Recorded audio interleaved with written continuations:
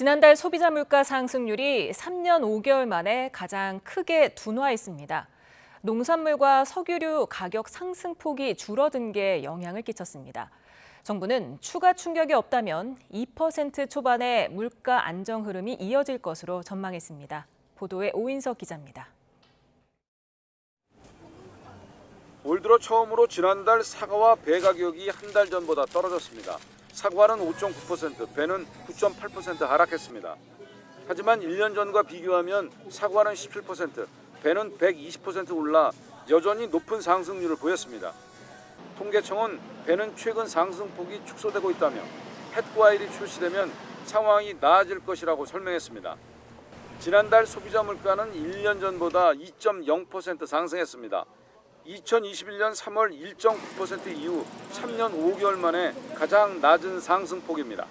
소비자 물가 상승률은 지난 4월 2.9%로 2%대에 진입한 뒤 5개월째 2%대의 안정 흐름이 이어졌습니다. 지난달 석유류 물가는 국제유가 하락과 기조효과로 0.1% 올라 전달보다 상승폭이 크게 둔화했습니다.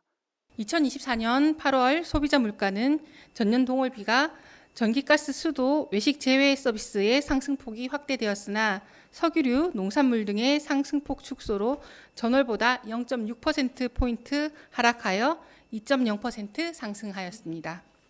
정부는 향후 기상이변이나 국제 유가 불안 등 추가 충격이 없다면 2% 초반의 물가 안정 흐름이 지속될 것으로 전망했습니다.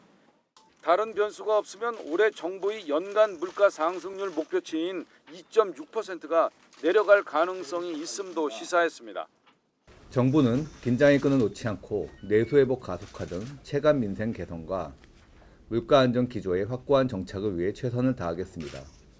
정부는 배추와 사과 등 20대 추석 성수품을 역대 최대인 17만 톤 공급하고 700억 원 규모의 농축수산물 할인 지원을 추진하기로 했습니다. YTN 오인석입니다.